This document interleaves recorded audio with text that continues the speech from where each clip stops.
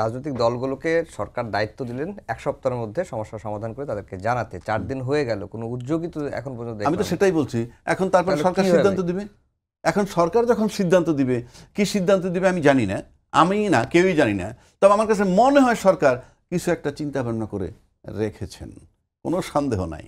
কারণ এই ইউনূস সাহেব আমি দেখলাম, বা এই যে এনজিও সরকার বলি, অনেক কিছু বলি, কিন্তু আলটিমেটলি দেখেন 15টা মাস কিন্তু পার করে ফেলেছে।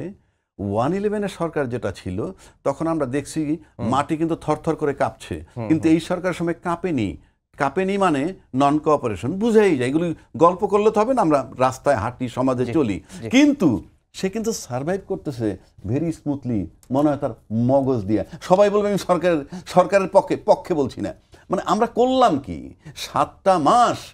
আপনি যদি রাজনীতিতে প্রতারিত হন, এটা আপনার ব্যর্থতা। যেমন আমি বিদেশ যাব, আমি একজনের 3 লাখ টাকা চাইলে আমি দিয়ে দিলাম, পরে চিট হয়ে গেলাম, এই যে আমি ব্যর্থ হইলাম, প্রতারিত হইলাম, এটা তো আমার ব্যর্থতা।